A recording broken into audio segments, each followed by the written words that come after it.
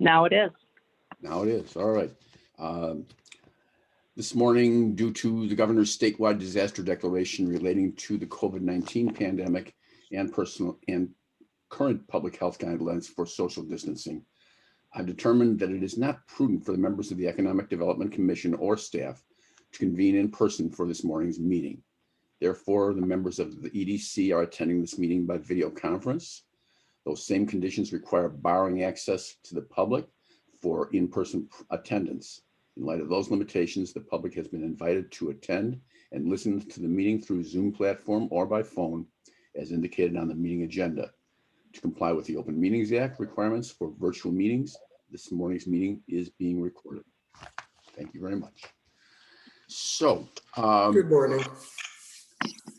it's time for the roll call. Hi. Pam, you want to do the roll call attendance thing? Oh, sure. Mina, I'm here. Jay Levin, Here. Irwin, Here. Mike Elliott. He's not here, no. And Roger. Here. All right. So the next order of business is the discussion of the minutes from the January 12th meeting. Anybody have any additions, comments, or?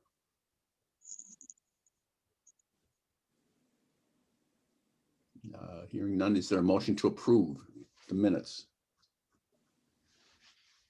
I move we approve the minutes of the prior meeting. Thank you. Second. I second. Any opposed? Hearing no opposition, the minutes are approved. And we can move on to our agenda. The first item, let me grab my copy,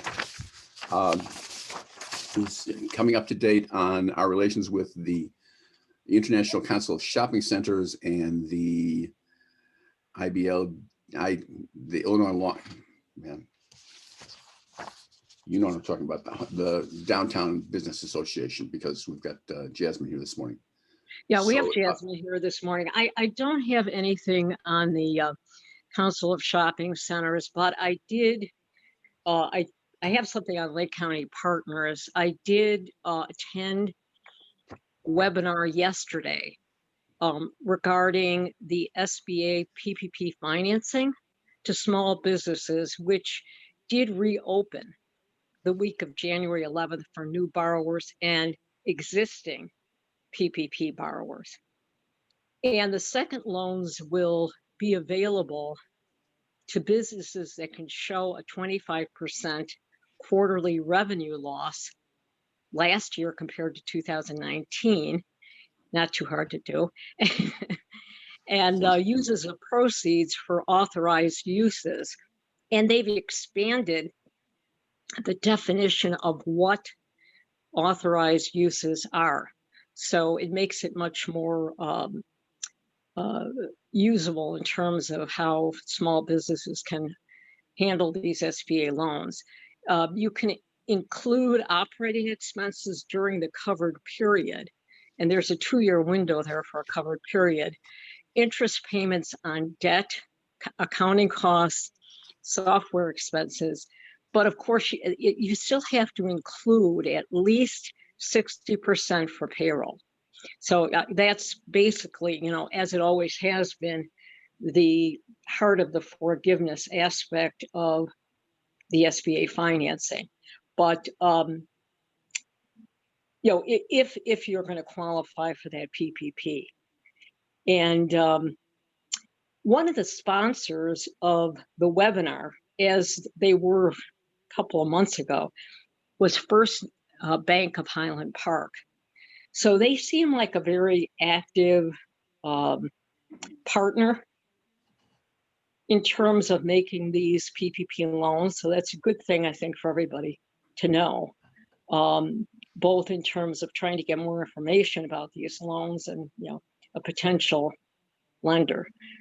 And another thing I wanted to point out, this could be useful for us, I think.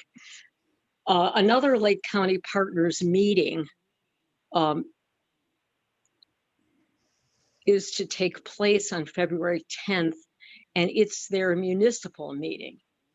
And the topic will be economic development incentives. So I think for us, if we could get Denise, if you couldn't attend, for example, I'll try, and anybody else who would be interested. But I think in light of all we're doing with the TIFs, I think that should be that should be a great one to attend. They look like they have a very good panel.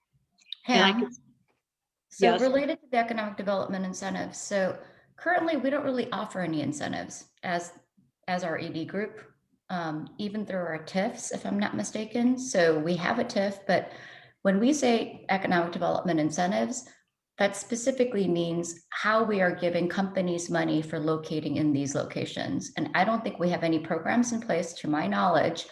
So I think it would be beneficial for some of you to attend, or all of you to attend, if you want to understand the process of incentives and how they can help drive companies to specific locations. It's not the main driver, and it never will be. However, if you're looking at two different spots and one spot has incentives and the other one doesn't, that really comes into the calculation at the end. So that's where I'm like, if you go in, just fair warning, going in, there's lots of economic development programs within Lake County and within the different municipalities. So I think it'd be a great educational tool for you all. But I am going to say, unless we as a TIF start offering money, to incentivize people to come to our TIF properties, it's kind of a moot. Just throwing that out there. The messaging becomes important on this level when we're talking about these things. I hope we can talk a little bit more about that too when we talk about publicizing the TIF. But yeah, that's a good point. So anyway, Pam, you're wrapping up on the seminar that you attended. yeah. So I'll send around some information, a link about, what was discussed at that Lake County Partners webinar. Again, it was essentially about the second round of PPP financing, and it being that the threshold is lower, more businesses can qualify, and they've broadened the scope of what expenses can be used for forgiveness purposes in addition to payroll. But again, it still remains 60% at least for payroll.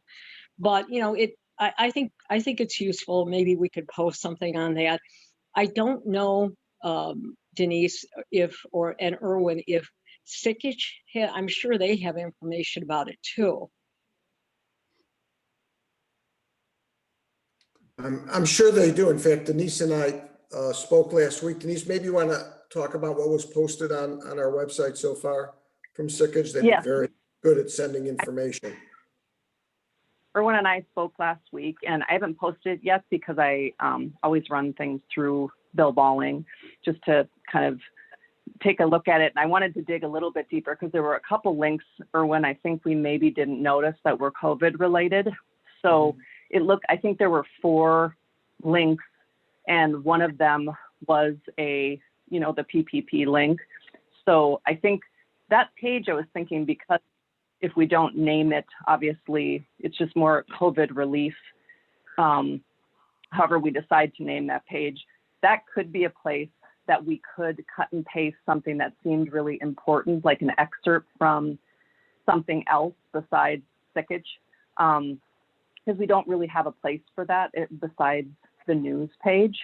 So I was pondering that, like, when you send me things, we don't really have a spot for those things, but that page could kind of turn into that, where it could be like a little bit of news at the top. So that could be changed. So it's just an idea. Tomorrow I'll be talking to Bill Balling. So. All right. So, if I send you things, so let me just make sure, where would that be, Denise? So I would I could put it at the top of that Sickage page that has the links on it. It could be kind of just a general COVID relief, information or news or whatever we wanted to call it. And then I'm able to copy and paste information into the top there. I just always clear things with Bill first. So sometimes it takes a little bit of time that, I don't, put things on immediately, but it would be probably within the day. So But that was just my idea of trying to figure out ways of where a place that we could put those things that you're sending, because it's such great information, and it kind of just Yeah, I think that's a good idea, because a lot of what we're getting, particularly from Lake County Partners, is useful because, again, we see that their partners or their sponsors are local banks, and that gives people additional perhaps ideas of where they can go for more information, or possibly even potential lenders. So I think you're right. That's good local, particularly Lake County Partners. Of course, the ICSC also has some good information. So when I see something that looks like right on point for us, in terms of either small business loans or that type of thing, Denise, I'll send it to you, and we can figure out if that should be posted on that page. That sounds good. And, we do have links to all of those other, important COVID information. Sometimes it is nice to kind of have those things in one spot. So, yeah, thank you very much, Pam. Just for everyone's information, most of the banks are accepting applications now for the new PPP loan and for forgiveness. So if we do get any requests, we should really recommend they talk to their bank or their professionals, and not recommend them to a new party. I don't think banks are accepting No, a lot that's of new good. customers. That's a very good point, Erwin. They did make that very clear in the webinar, that talk to your bank, particularly if it's your second round. You want to first go back to the institution you went to in the first place, and where you have a relationship. That's very important. Great. And then the next piece, I guess, is the Historic Downtown Long Grove Business Association. And Jasmine agreed to come this morning and wake up a little early. Thank you. And bring us up to date on what's going on with her folks. Is that right? Yes. Oh, yeah. So I saw that Pam had a few questions about how our holidays went. So I'm just going to recap on that real quick. So it looks like, let me pull it up here. All right, so kind of just going through the year 2020 from when we started taking over events in person. We brought in about 150 people for our outdoor movie. We brought in about approximately 200 people for Vintage Days. We brought in about approximately 810 people for Scarecrow Day, approximately 200 people for Witches Night Out. Didn't really get a good count on trick or treating, but we're thinking about 100. For Pet Parade, we had about 110 dogs and approximately 150 people. For our holiday kickoff Merchants Night Out, we had about 160 to 200 people. For sleigh rides, we brought in 2,700 people. For our holiday promotion, we brought in about 200 to 300 people. And for our virtual tree lighting, we brought in about 96 people. Kind of going off the holiday promotion, we had about 200 entries with their average receipts totaling $250. So we were very happy about that. It was obviously way less than last year, but for COVID, I think we did an amazing job. We actually did bring in more people for sleigh rides than we have in previous years. We completely sold out the first week of posting them. Did I hear you correctly that you said 2,700 people for sleigh rides?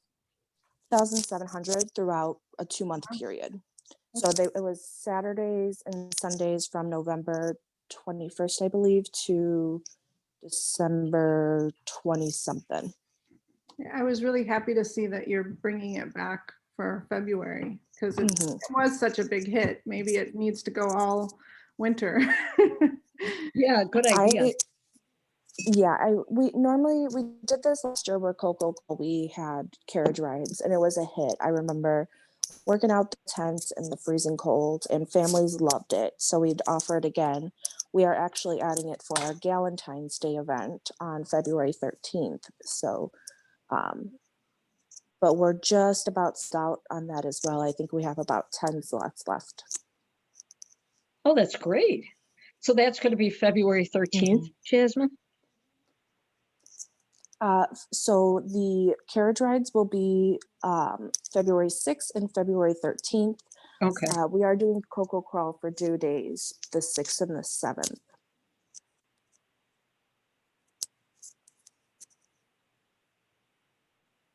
It sounds like your group is weathering the winter about as best as can be expected given the conditions nowadays, but that's great. Thank you.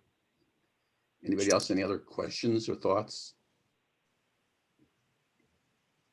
Sounds good. Okay. Hey, Roger. Yes. It's Bill here. I saw that the IDPH, Illinois Department of Public Health, is probably going to move Region 8 and 9 to Tier 1. So I'm assuming that HDLGBA is fully aware of that, right? Today. Yes, I just saw it this morning. So most likely we will be having some more restaurants for these events. And I feel like that might bring, you know, a little bit more people, but we are aware that they won't be here for Cocoa Crawl. We are limiting the number of participants this year by doing a pre-registration along with charging. So in other words, with Tier 1 mitigation, there can be some limited indoor dining. Is that correct? Yes. Yep. So Jasmine, is that going to be part, was there any discussion about that? I know there's been some accommodation for a couple of places with igloo outdoor dining, which is kind of unique. But, you know, in terms of when we first can go into phase 1, whether there are plans for the restaurants to do that?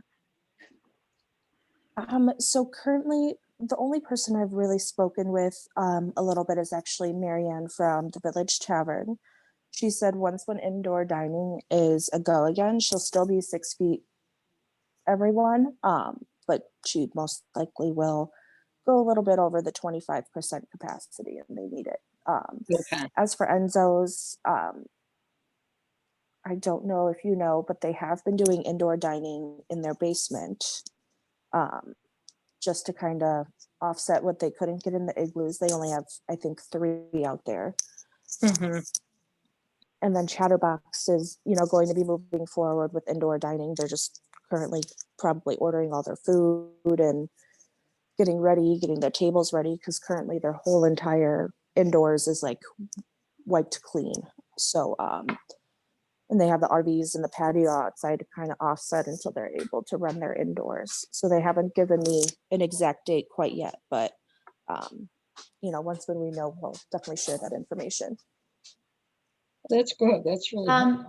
So Jasmine and Bill, and so when we do start moving into Tier 1, I mean, are we going to make sure, or I think we should, for the benefit of people who are just not in the know, like maybe post something on our websites, you know, kind of front page, kind of like, hey, we've moved to Tier 2 because Tier 1, because I think a lot of people still don't know what tier we're in and what's allowed or not allowed.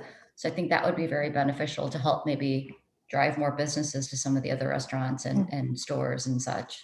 Yeah. So currently, the only thing that is unknown right now is exactly when all the restaurants are going to allow indoor. Even though we are in Tier 1, there's still a lot that goes into having to reopen these restaurants indoors. They do have to do, you know, major cleaning, have to set up all the tables, make sure they get their extra staff back. So once when we get word from them, we are happy to post that we are in Tier 1, but I don't want to post it quite yet until I know the restaurants are ready to accommodate whatever, you know, crowd is going to come and fill their restaurants. So I just want to make sure they're ready for it and people aren't coming to town thinking that they're going to get indoor when, you know, their restaurant is not quite ready for indoor yet. Thank you, Jasmine. It'll probably hit the papers, though. As soon as the governor announces it, it'll hit the papers. So that's the other thing. But yeah, we can look at communicating it. Mm-hmm. That's a good idea. Yeah, just. getting information out when the respective restaurants are going to actually be open. And the capacity limits, I think it's basically 20, is it 25% or is it going to be more than that allowed? Do you know, It's like Jasmine? 25. It's 25% capacity, or it's 25 persons in a room, Okay, is I believe what I saw. But yeah, That there's that unfortunately is going to be a dynamic model, because looking down the pike, we may have a resurgence of especially the variant from Europe. But obviously, got to follow carefully.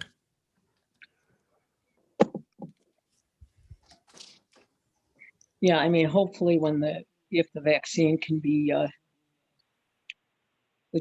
the distribution ramped up, that should help. Well, we're all waiting together, so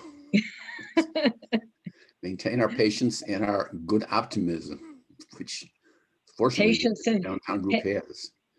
patience and more patience. Yeah. The next item on the agenda was talking about the integration of the sickage, and I think we've kind of covered that already. Denise, Erwin, is there any more to? I don't think so. I think we covered it. Right, we're covered.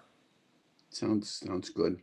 Then the next item was the marketing brochure for the new TIF, and I don't know how many people are. I can't remember who was on these chains or not, but what occurred was Pam took the initiative and was about to send off the information to Lake County partners about the new TIF, in line with what we talked about at the last meeting about publicizing what was going on.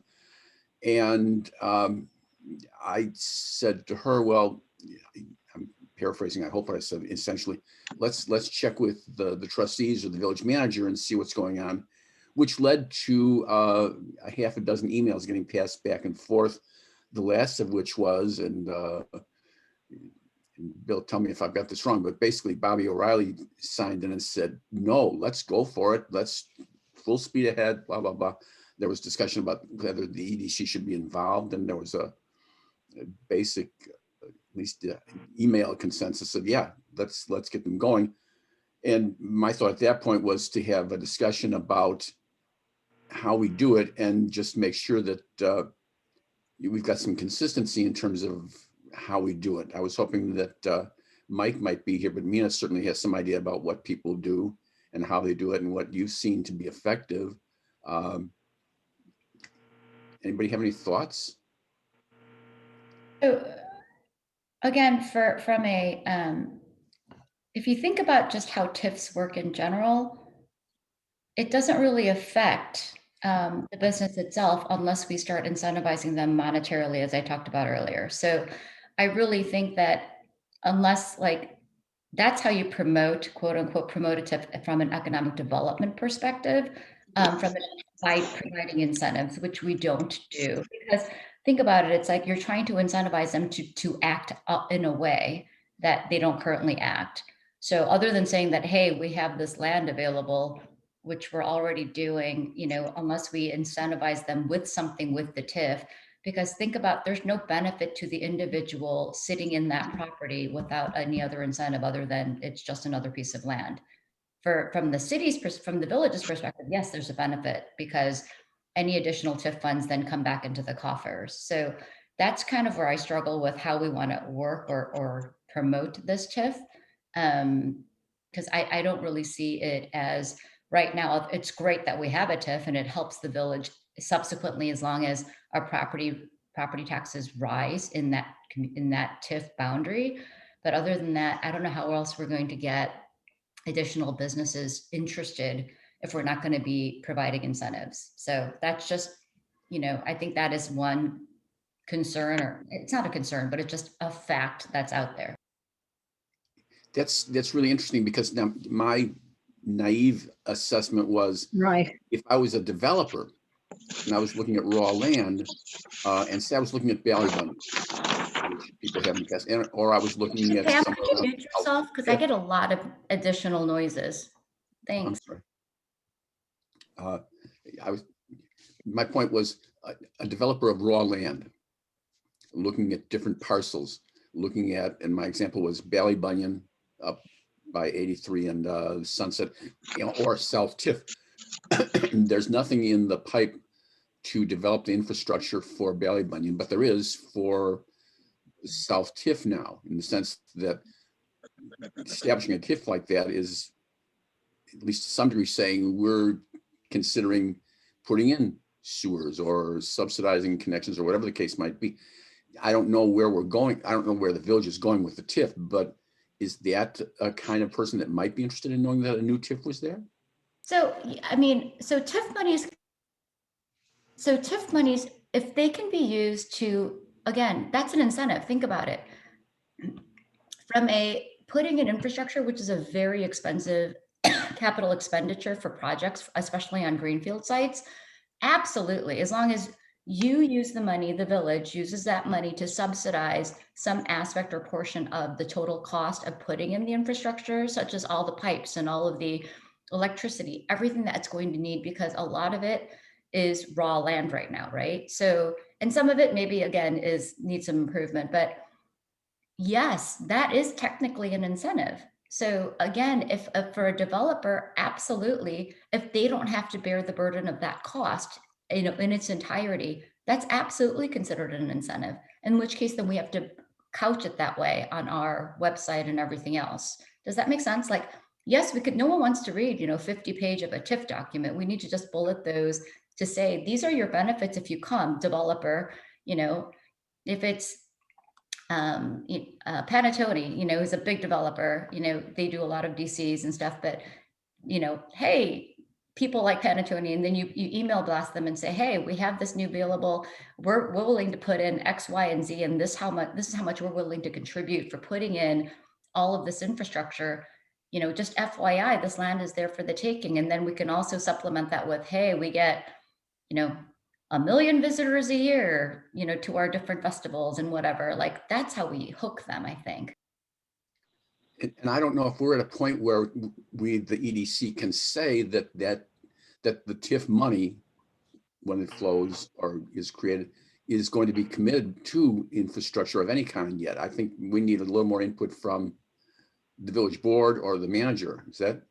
That's correct. I mean, it can't come from us. It has to come from the village board designating this amount of money to be used in a certain way. And then EDC can then help input and basically create a roadmap, again, for a business that might be interested in coming, and specifically businesses interested in that TIF. And then we can help, disseminate, but it has to come from the village board first. Approvals to spend any sort of future monies that are earned, and how the outlay of cash. I mean, that's the only other incentive I could think of that we can do with the TIF. Hey, Mina, can I step you back a second? Because if I understand the way we have this set up is we don't know who might come. So, the idea is we have a TIF in place, and maybe what could be done is we can talk to our TIF consultant who can, maybe outline some areas that may be possibilities, but nothing's going to be definitive until we know who, that developer is and what they're looking for. You know what I mean? So if we can talk in general, nothing specific, because we won't know anything specific until we get, somebody that's really interested in developing the property, Oh, and it'll be totally. custom, most likely, Yeah, no, I totally agree. I mean, so it was just an example, kind of what Roger was saying about if we had a developer. So as long as we are open to the fact, and we are, but I think we need to advertise that. Just, hey, we might be open to X, Y, and Z, like infrastructure assistance or just bulleting points. Again, no one wants to read through an entire TIF, everything that we've put out on the website, right? So, or go look at the video. So again, part of the whole thing that Roger was asking was, how do we market this?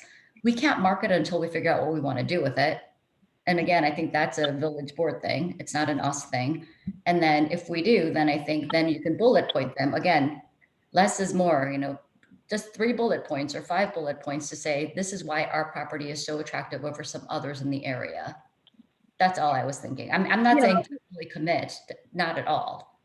Yeah, maybe the board, maybe the board can talk with the TIF consultant and come up with something that might work for a press release, something very simple.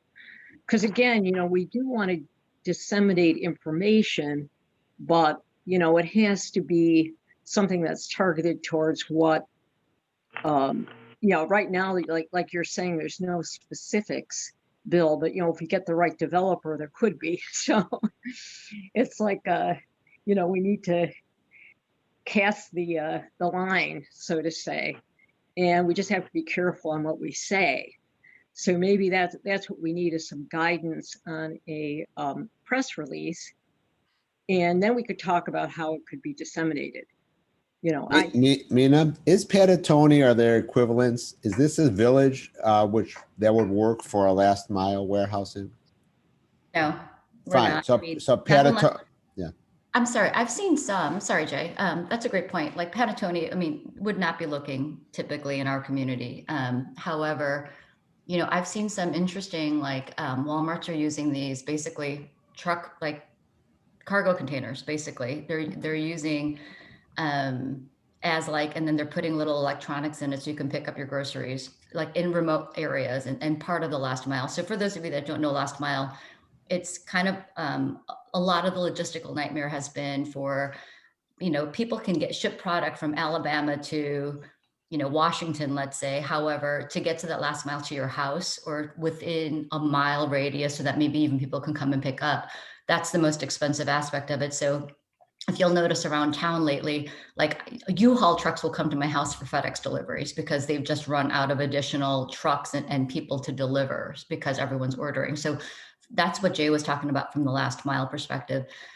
I mean, there might be opportunities. Again, we would have to kind of advertise as such or be open to that type of, because some of it isn't going to be pretty. And that's the one thing.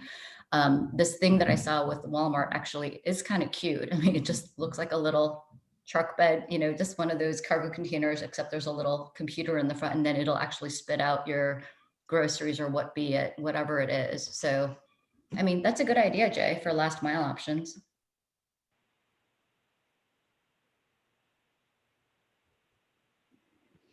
How does the village approach that? Yeah, Those kind of I'm customers. thinking we have all those empty stores in downtown, and some of them have pull up in front parking, and logic says that one of those could be turned into a Walmart or some place, maybe a Macy's pickup for their but whatever, and occupy that space and also bring people into the town for the other merchants. Maybe not, but certainly not in the model of the downtown Long Grove cute little shops. I would think that, this is Ann, sorry, I just joined. I would think one of the pads in the Archer parking lot might be, a little more flexible for approaching and getting traffic in and out that way, or down at the South Gateway TIF where it's close to Lake Cook Road and there's a lot more traffic going by. But it is, that certainly is something the village can talk with. I think what's very clear is the commitment to work with developers, to collaborate and to convert and work with them. But like Bill said, getting down to the specifics will depend on that conversation. It'll be harder to advertise very specific, but general saying, yes, our commitment is to work with this. We want to develop this. We want to make things happen. And for that last mile, I just wonder if there's things in those Archer pads that are very close to all the parking too. And you know what? Absolutely, because every TIF program, every TIF deal that I've ever worked on, I mean, the company and the community works together to tailor it to fit their needs. So, I mean, it would be silly to say specifically we're doing X, Y, and Z. You can say we're open to doing, a laundry list of stuff or just a couple of things. I mean, specifically, you can say if you want to say our TIF can be used for and just bullet like infrastructure needs. I mean, I think that's general enough that, there's enough room for negotiation. What we're trying to do is get someone to at least nibble on our little hook when we're fishing for new companies and developers. So I think historically, we've never really given, we've given small grants, but from a TIF perspective, we've never given monies out. And I think with this new TIF, if we say, hey, we're really open to helping with infrastructure needs, I think that goes a long way. let's talk, let's negotiate, stuff like that, I think would work. Sure. Mhm. And to that, I was just going to say to that point, where do they fish? Pam mentioned press releases, that would be where do they fish is also, I think, interesting. Well, I It would just be based on a site search. So again, we have to offer something like a site search that I would do. Again, I typically look at population-based workforce. You know, again, if the type of project, so if someone is looking for retail activity, you know, we would be a good fit, especially for really high end because of our average income, because of our average price per home.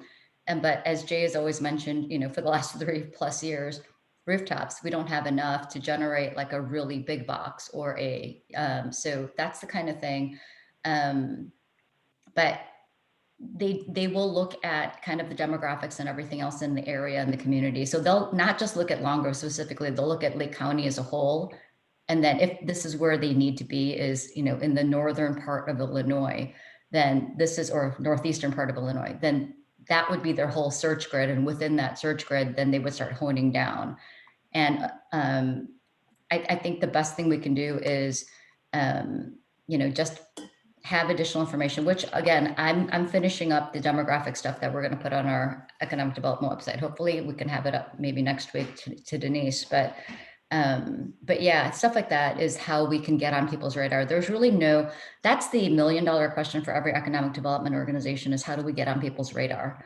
And it's not necessarily through flash marketing. It might be, especially for a brand new TIF, as long as we're not doing that all the time. I think that would be a good, and then just on our websites, just to say, hey, we have a TIF, let's talk, we're willing to work with you.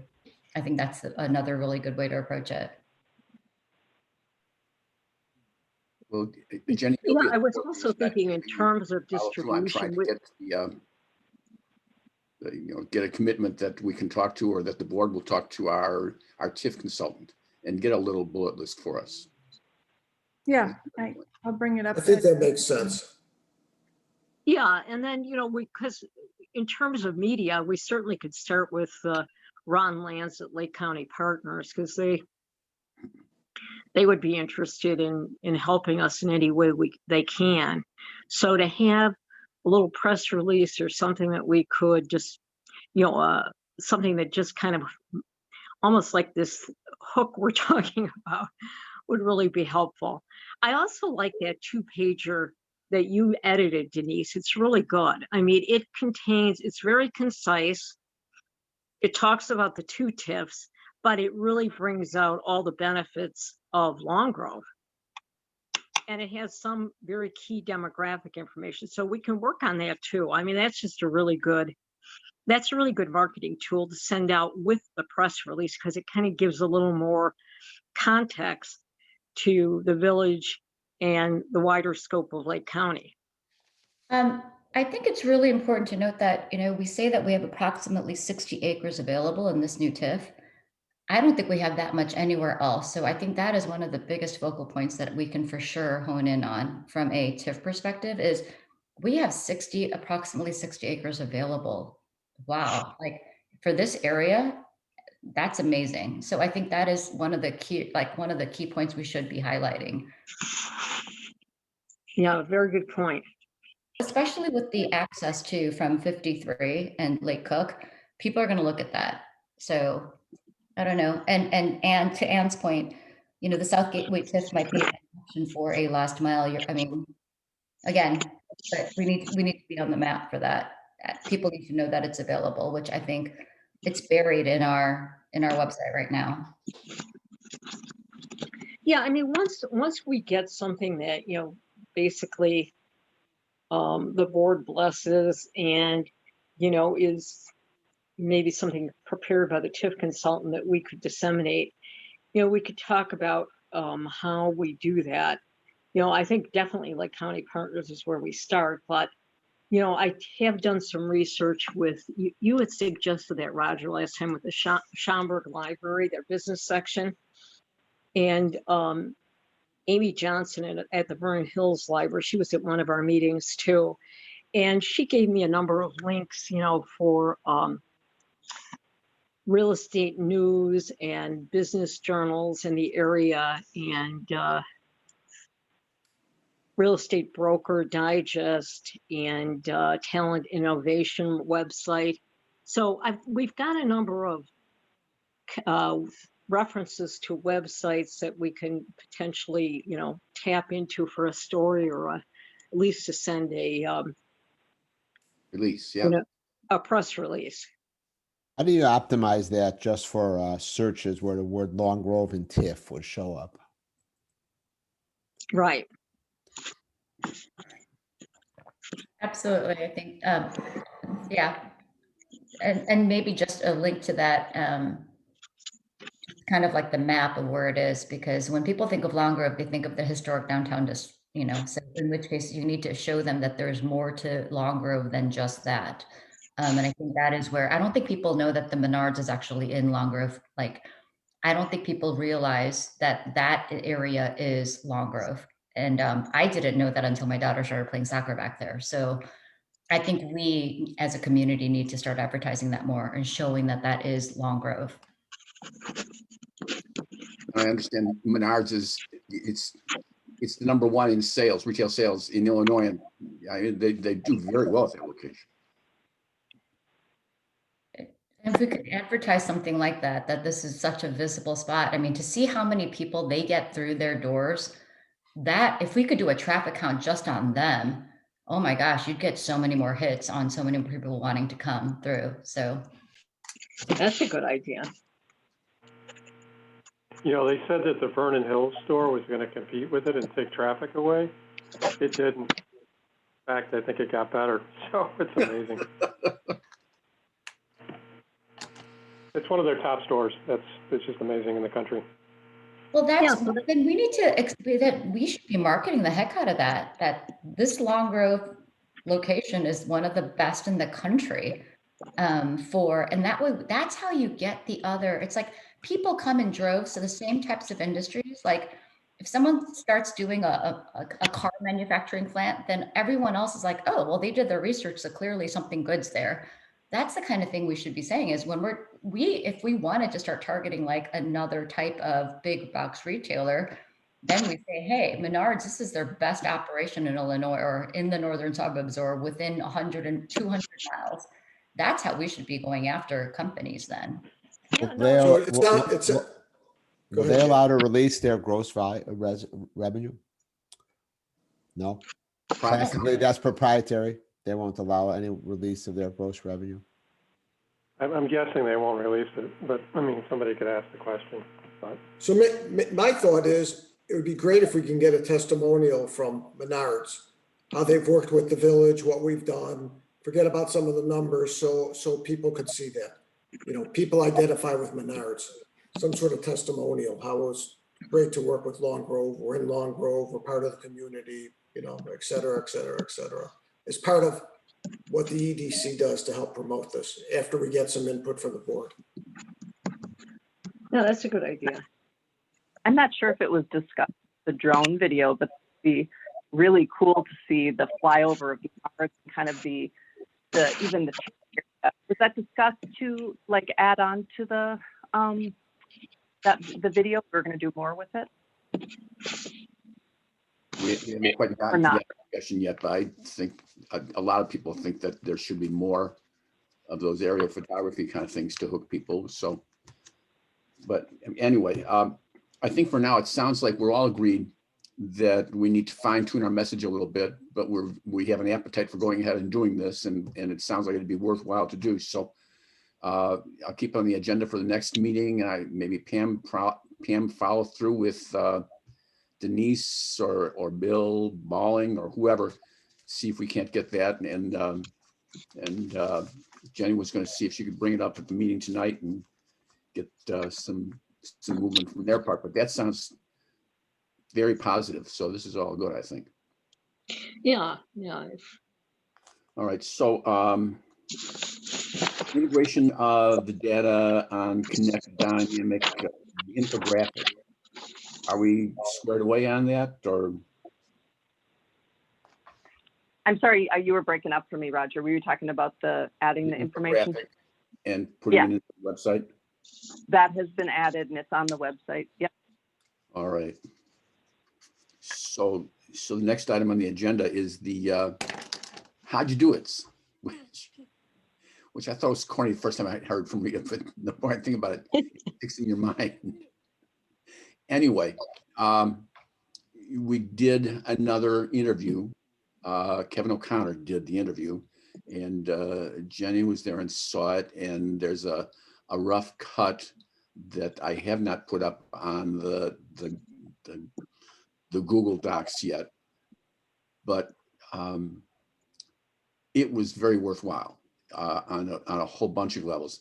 Just to key into what we've just been talking about, Jay, you should get a copy of this and use it when you want to bring new people into Sunset Grove, because the doctors of Pell had so many good things to say about that as a location compared to the other places around here. They talked about how they searched for like a year or better to look for an appropriate location for their place, and nothing matched, and they're very happy with the business there. So on that level, this is just what I think we were kind of all hoping for, and it looks like we can get some of this. That's good.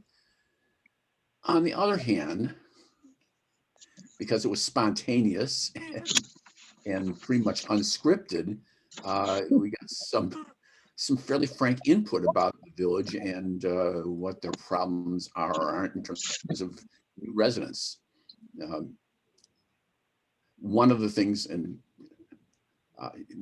I thought was interesting was that they found that they had a problem with convincing the village that they could move into the space because there's a zoning restriction that says that for shopping centers like Sunset Grove, only a set percentage of the space could be dedicated to dentist's office and the like, something like that. Jenny, is that kind of what? Yeah.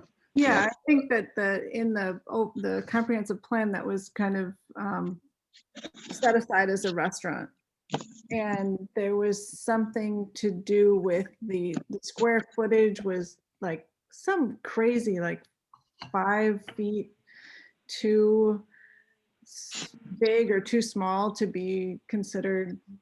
Some very small variation and no flexibility. At least that was their take on it. So And this is, I would just say, this is Anne. I think the origin of that was to try to encourage more sales tax revenue things, Right. but the implementation, that's sad to hear that was very inflexible. I do remember that conversation at the board, but. Yeah, I mean, I don't either. So I listened to it. Rita was kind enough to send me a copy of it. So well done. I think you got to kind of, take a little bit out of context. It may have gotten taken out of context when I played it back because, I know when it came before the board, we're all going, hey, it's better to have a business in there than not, right? So, but I don't know how the conversation, went between village staff and, the prospective owner. And Dr. Levin, you may know better. I don't know, but I didn't. Ultimately, the village board was very amenable, and I think made a modification of the. Yeah, we did. Yeah, so I thought it was a positive thing. So it's just from his eyes and his perspective, I thought it was interesting. Just even listening to the money for the connection fee, I think it's to the water. And by the way, I think everyone had to pay that. So it's just interesting how it was presented. So I think we got to be careful how we, you got to peel back the onion a little bit about it and find out what he's talking about, and then. Yeah, that may be it, right? I mean, this is how this development was set up. So I thought it was constructive, but I loved his candor, but I think we got to look at it not as a total negative, just understanding the situation. And if there was something we could have done better, then how do we do it better? So I'll be quiet there, but that was my reaction to it. Not a total negative, just, that's probably is true as some of those comments, right? Right, I personally thought it was constructive. I did worry, and I probably was a little bit a part of the problem because I was taken aback by the hookup fees. But I do think that feedback is really helpful moving forward. My concern is I don't want it to be taken out of context, and how do we take these videos, which ultimately are very positive, I think, to the village, and kind of qualify those statements to make them kind of less antagonistic towards working with us. So We edit. Yeah, I know. That's Yeah. we cut out. No, the but it was a great video. I love that guy. I just love it. It's just like the honesty. I love it. So I love the video. Really nice job. It was just great. Isn't that phenomenal things to I say. didn't see the video, but from what I'm hearing, it sounds like there was it sounds like the village did something good, you know, like they changed it at the next board meeting to rezone or to allow for this. So it sounds like a positive, like there was an issue. The village combated that issue by working with them and you know, and solving the problem and thus allowing them in. I think that should be a positive, that we're willing to work with companies if there are Right. zoning issues or whatever. Or, I mean, maybe not specifically that, but just to show that you are being very business friendly. And Kevin did a phenomenal job of, because he was saying he had done no advertising and his business had increased 25% over the past 3 years. And Kevin said, well, then 22,000 is kind of a drop in the bucket for getting that business. And he agreed, like, oh yes. So, I mean, it did come thanks to Kevin's kind of wonderful questioning. It did kind of bring it to a positive light. But I thought it was a great interview. Kevin does a really great job. Aaron is very dynamic. So I think there's a lot of, and there's some key bullet points like Mina and Ann and I talked about. We're talking about really distilling these to a small clip or just a video with a quote. And there are some brilliant nuggets in there, which we're finding with all of these videos. Yeah, but you know, real estate, location is what he kept saying, man. Yeah. So, you know, that's something we got going for us. Dr. Levin, Right. well done. Right, that's a great, If memory serves me right, I think that was paid for by a developer, but I don't now want to say that because anyway, I had a cap and fee. But that's, I could be wrong. It's been years ago, but my memory serves me. I believe that's an accurate statement. But they're very But I happy mean, to be there. Yeah. but as you were saying, Bill, that's a great clip. I mean, if you can emphasize location, location, and that's his message, well, that's the message we want, you know. So yeah, I mean, if we can, you know, excerpt some clips that might be helpful. Are we at the Yeah, point I where loved we it. can So nice send this job. over So thank you. to? Are we at the point where we So can send should this over to Stevenson and get them to do some clipping for us? Well, that's a next. We still have a few steps on that process before we collaborate on that relationship. But it's moving in the right direction. I think that conversation is coming up later on the agenda. I'm not sure if we want to go there just yet or if we want to. So one of my questions, all of the other videos are up right now. Just, are we going to post this or are we going to decide now we want to edit them before we post anything? I'd rather see us edit before we put this up on the public website. Okay. 27 minutes. Yeah. Well, You have to edit it. I kind of think they almost all ought to be edited, you know, for a long and a teaser version. You know, here's the, like, okay, what? Give me the headline, and then if I want, then I'll go invest 20 minutes. Yeah. Okay. So should we, that being said, should we take down what we have until we have them all edited, or?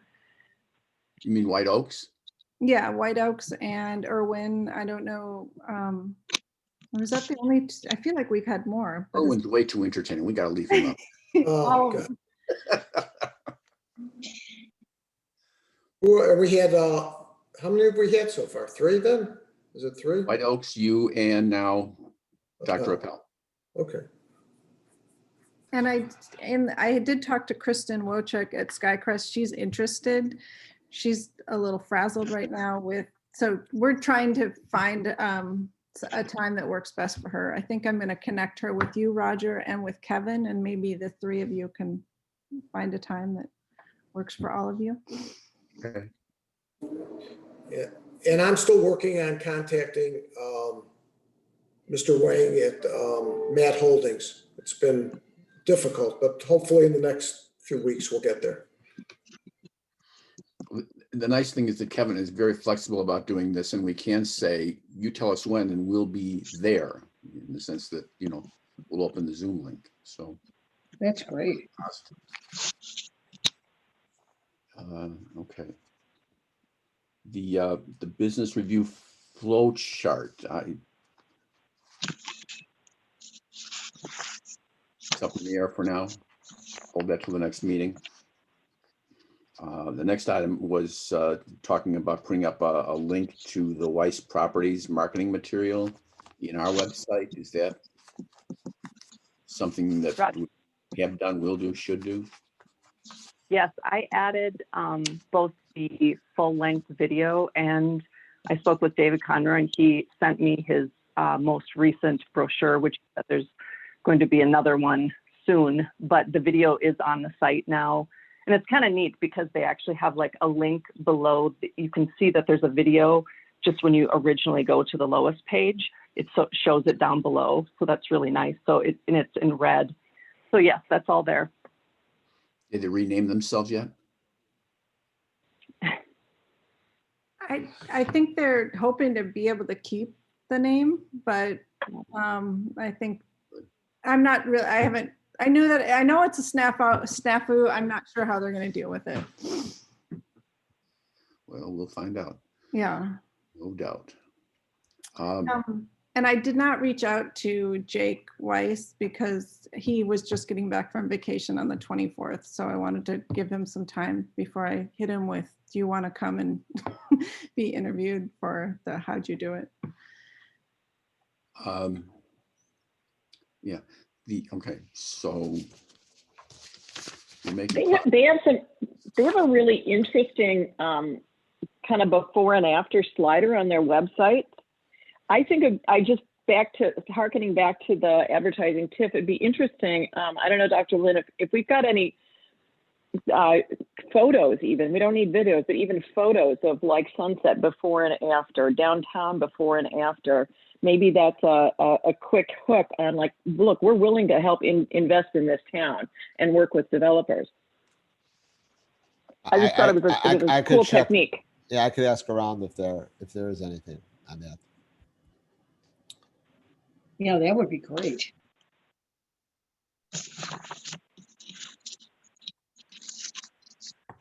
The next item is talking about the drone videos or drone video at this point, and working with somebody, hopefully the people at Stevenson, for without having a lot of expense. But where are we at now in terms of turning that raw footage into something we want to put on the website? I think, Anne, I might turn the conversation over to you. We did meet, Denise, Mina, Anne, and I met, the four of us kind of talking about our next conversation with Stevenson. But Anne and Mina, or Mina, maybe you want to lead this, or Anne, they met with the two Stevenson teachers. I wasn't there, so I'd rather you commented on that. But we are meeting with them again on Thursday to talk about the next step. But I don't know if you guys want to comment. I'm happy to, or I mean, if you want to lead. We talked with them. They're very interested. They'd love to have an ongoing relationship with us. So that's something that they could help weave into all of their classes going forward. And the board that night was also interested in that. It would be part of their marketing classes. They have 2 teachers and 90 students. So what would happen is every student would work on it, and we'd get some, probably they thought some really great ideas and some that would be maybe not so amazing.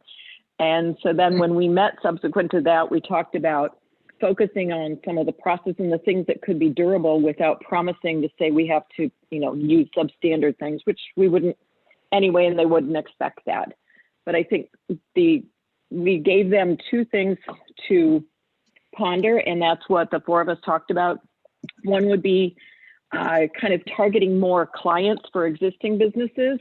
So that would be helping to shore up and retain our current businesses. So it would be more of a, to a consumer, to a retail person. And the other would be then the more longer arc on how might they help us with recruiting new businesses. Again, that's, and then, a different audience and a different sales cycle.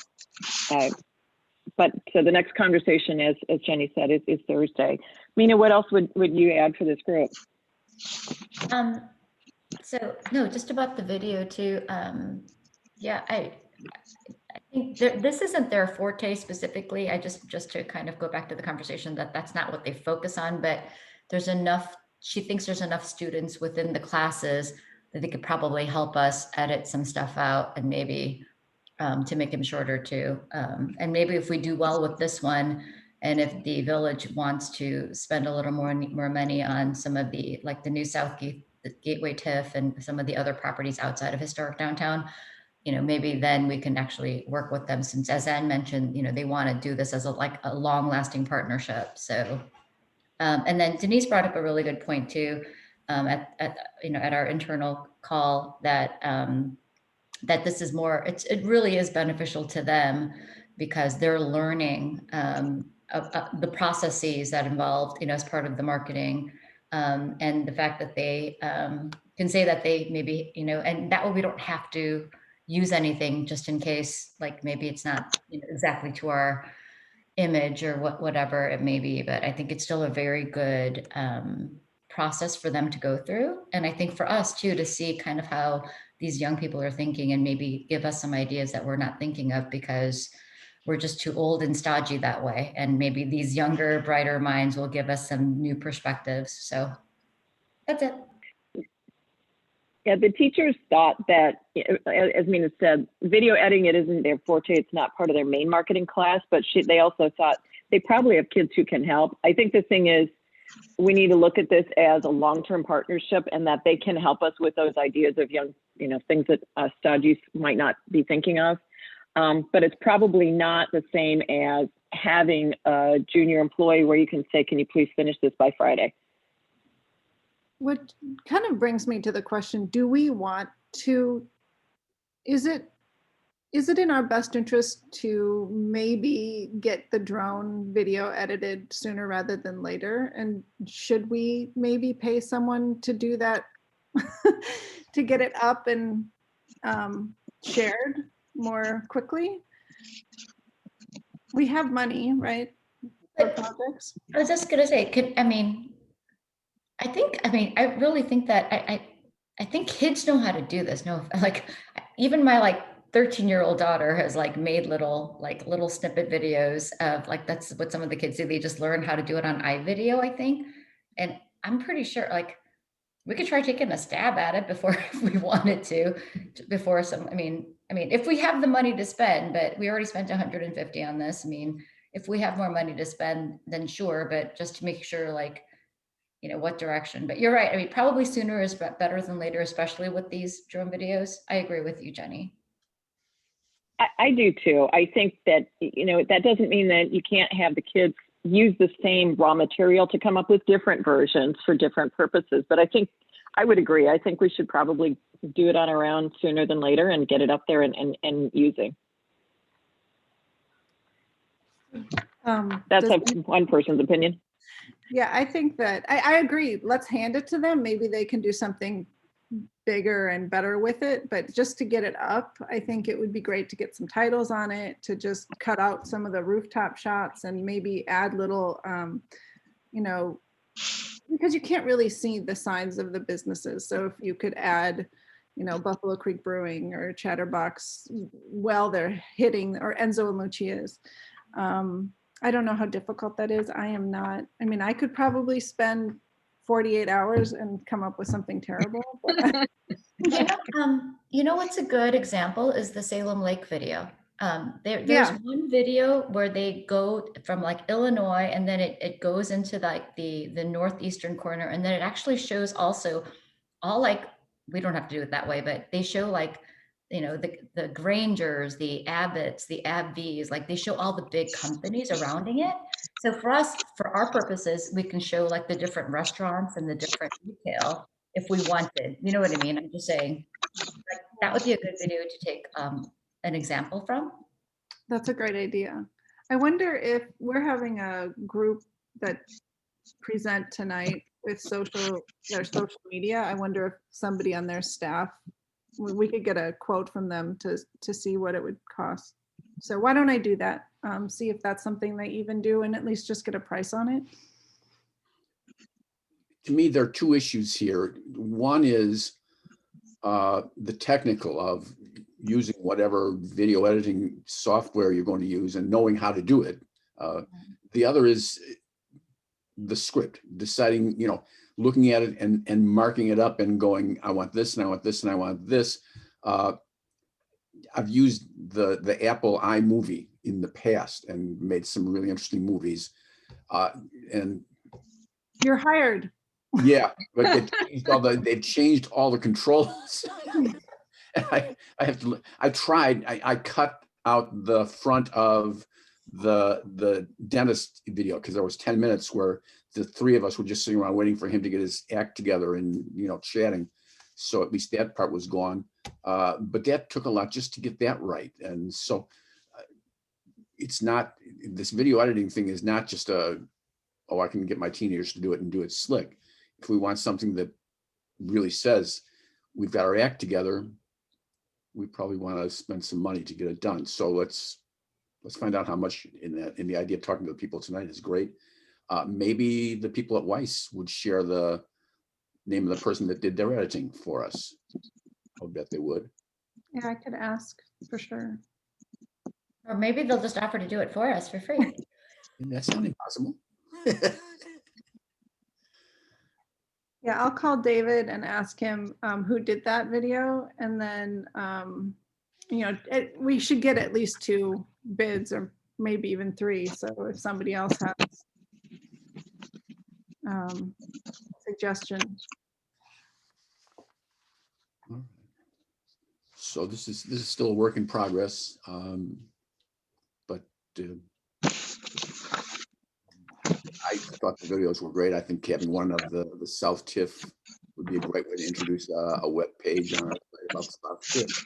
Well, that's another good question, Roger. So I need to get this, them to sign away, give us the rights to the video. And when I have that conversation, do we want to have another conversation about another video? Like, what is the next drone? Do we want to do another drone video? And if so, where would we highlight it?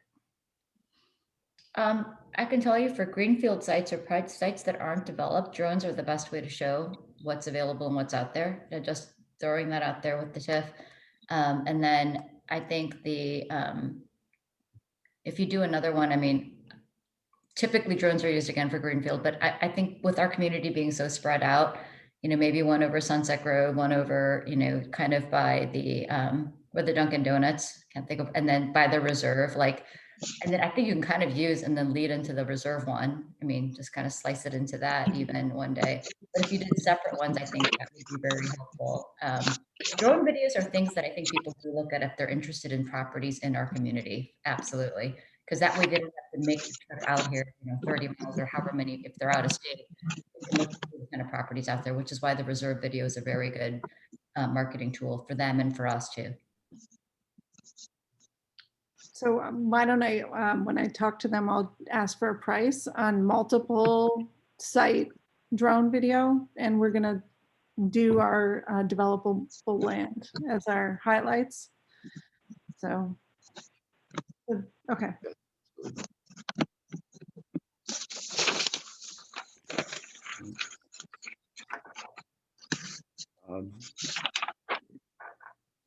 I'm not sure. I think this is on the agenda that went up, but there's a man who's the president of Arlington Toyota who is interested in talking to us. And as it sits right now, he's committed to come into the next meeting and talk to us about his ideas. Not sure entirely what they are. Rita's had a little discussion with him. He says Bill, I guess. And it should be interesting, if nothing else. If I understood what happened was that some of his ideas were critiques of what the village isn't doing, that kind of business, and were generated by the fact that he really didn't know what the village was doing.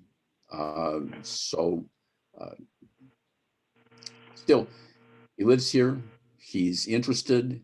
He's a large property occupier. I don't know if they own the space or not, just south of the South TIFF.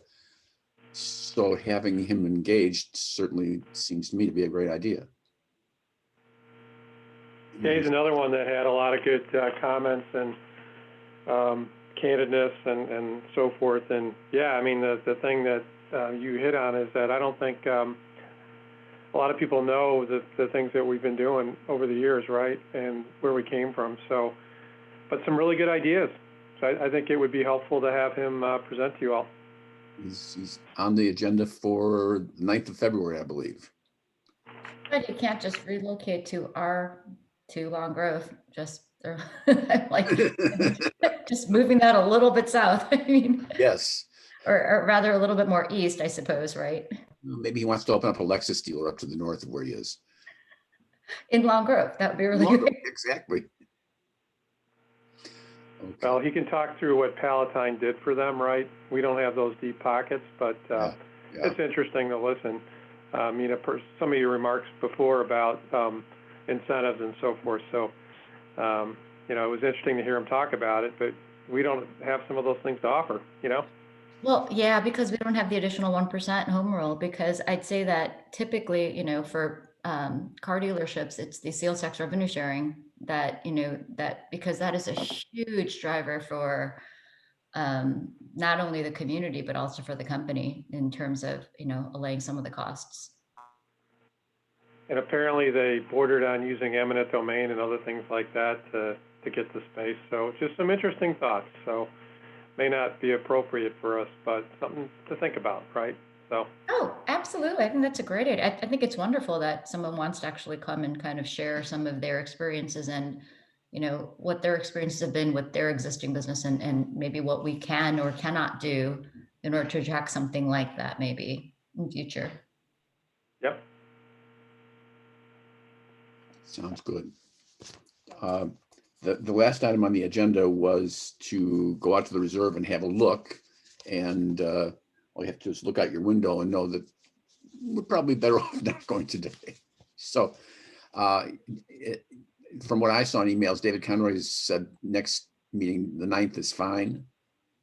Yep, So he said 9 o'clock on the 9th works. So we'll just reschedule for the next meeting. that's good. Any other new business or old business or whatever? Okay. Under new business, I picked up a book over the holidays. Somebody gave it to me probably. It's called Our Towns. There it is. I don't know if I can bring it into focus with my face, but yeah.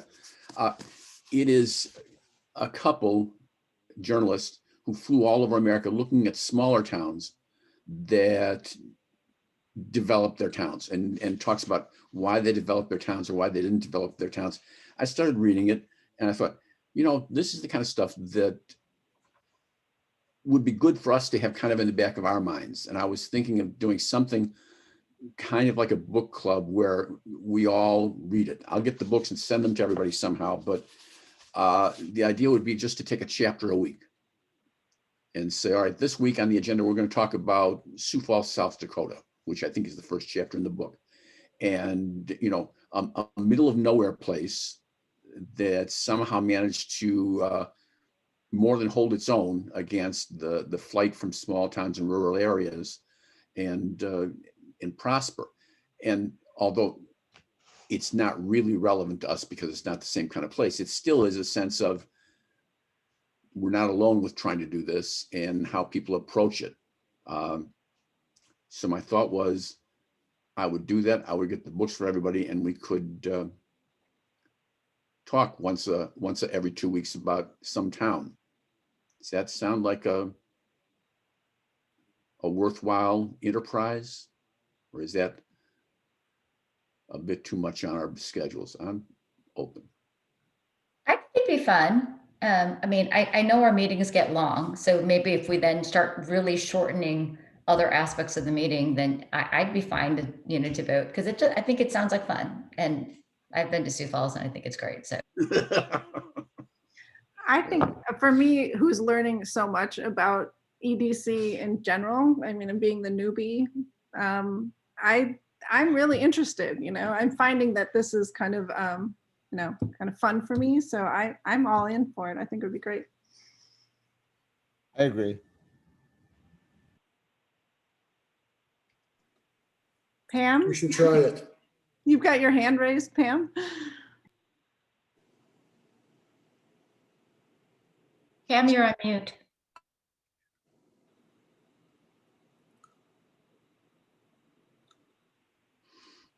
Well, let's take the hand as I'm okay with it for now. I'll get some books for everybody. We'll figure out how you can get the books. Maybe I'll leave them at Long Grove Coffee over here. You can pick them up on your whatever trip to town. And not for next meeting, but for the meeting after that, we'll figure out which town we want to start reading about and have a little discussion. The book's interesting in the sense that the anecdotes are kind of fun too. Hey, Roger, maybe to add on to that, I'm very interested in learning more about what other communities have done with TIFs and EDC. And Mina, is there some magazine, some trade magazine that you could point us to where we could sort of do some research and some self-learning on this? Because I think it would be good as we're entering a new phase here. Why don't I send out, like, if you guys, for those of you that are online, why don't, there's a community in Texas, and it's pretty cute. I'll send out a link to there. I'll just send out a couple of links. I meant to do that a couple of meetings ago too, of just what other communities are doing with incentives. What most economic development groups are there for is to kind of work with the incentives that are available in those communities. Again, we have a slightly different situation. We really don't have incentives to give out, but just from trying to draw this community that I'll send you in Texas, they draw a lot of retail activity, and they've really boomed. And Texas itself is just booming right now, but it just, it was a small community that has grown over the years. And I think it's a good example. I mean, they're not overly sophisticated. They're kind of like us. But very many steps ahead. They have a lot of incentives tools at their disposal. So, but just so you can see, and then I'll show you what some of these, so the TIFs that I've done like City of Chicago, I've done some TIFs in certain cities, and they actually will give you cash, like just give you a cash grant for being there and for the expenditures that you make. You have to prove up how much money you spent and how many jobs you hire. But that's kind of some of the stuff that we do. But absolutely, Erwin, I will send out an email to the EDC team and then to the board too, just to kind of give you examples of other EDC websites. Mina, can I pick your brain for a second? On last mile distribution, where does the sales tax money get allocated? To this municipality where the physical plant is, where the warehouse is? Yeah, because that would be, in my opinion, and again, that's more of a tax specific, and that might actually be an Erwin question, but from my working at a tax firm for so many years, I think in Illinois, it's where the order is, I think it's picked up because that's where the order is actually consummated, I would think. So I would hope, and again, Erwin, tell me if I'm wrong, from a state and local, but I think it's in Illinois because it's the point of sale. And I would think that this point of sale would be when you actually get to, take the product home with you. But Erwin, tell me completely if I'm wrong. I'm not a CPA. Mina, it is so complicated and changing, but in the interim, I will look it up. I'll do some research and talk to some people, but it changes because everyone's trying to grab the sales tax. Good question, Jay. That was a good question. Jay, that's a great question, especially, but yeah, like I said, I just saw this and I'll see if I can find that picture again. But actually it was one of my pictures of the economic development. It's just a little container and there's a little computer in the front. It's kind of like when you, there's a Chase branch at by the Garden Fresh up here. It's Mundelein technically by 83 and 45. If you go in, there's like a little kiosk of Amazon stuff. So it's like that, except it's an entire truck container unit, and then it's a container unit and then there's a little computer in the front. So you're right. I think if we can get the sales tax on that, that would be huge. Well, if they look at places where lots of people buy online, all I know is my street has trucks virtually all day long streaming in. Right. Sorry about the raised hand. I don't know. Can you hear me? Yes. Okay, good. Yeah, no, I think that's a great idea. And I like the book club idea too. Now, you said you're going to leave them where, Roger? I'll figure out after I got the books, I'll figure out where I can leave them because Okay. I don't know if the village hall is a great idea, but we'll find a place.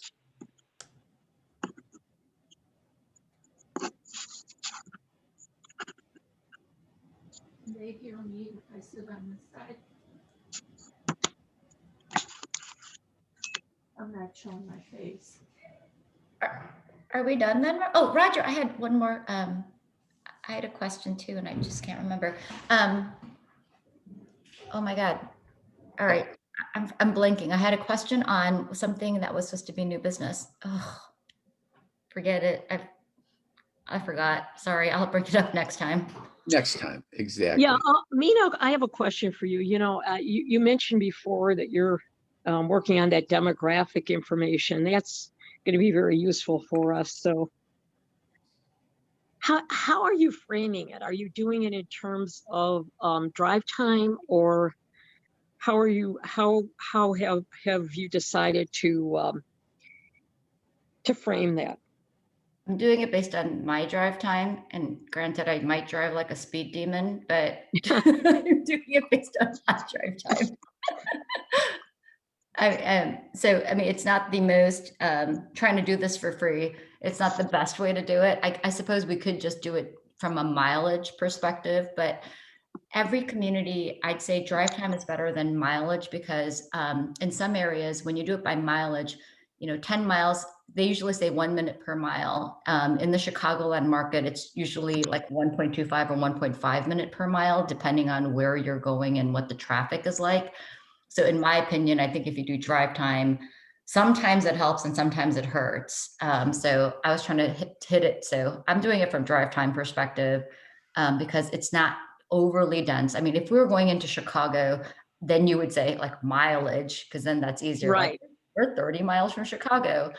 But I think what we're trying to go for really is more people in our community, more than 100 miles away. Well, that's not necessarily true, I suppose, because we used to get busloads of people in downtown, but that's how I'm doing it. And then what I've been working on also is the Excel parts are easy. I was trying to do some prettier pictures on it, and that's where I'm having problems. So I'm still, give me another week to finish that. And then I'm hoping to give that to Denise, and maybe we can put that on our EDC microsite. Oh, that'll be great. That really will be great because, as Jay always points out, that's really important data for anybody looking to locate in the community. And then from Pam's comment earlier, Pam, if you could send everyone the link to the Lake County Partners Economic Development Incentives, and maybe more people can attend that one. I think that would be a good one. Yeah, I mean, even for information, we can probably get something out of it, Mina, even in terms of like how they're broadcasting it, and the various incentive programs, and what they look like too. I mean, just to get an idea of what other communities are doing, it'd be helpful, especially since it's all pretty much in Lake County. Absolutely.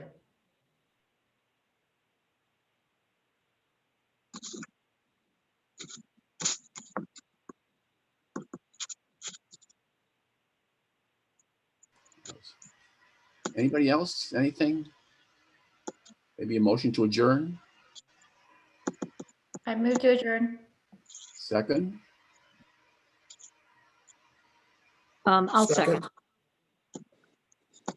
Any opposition to the motion to adjourn?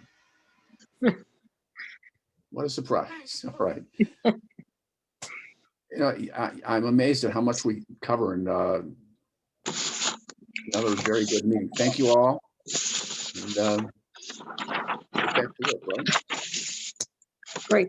Yeah, you're doing a great job leading it, Roger. You're really getting us through a lot of material. Thank you very much. Bye-bye. Bye-bye. Thank you, everyone. Have a good day.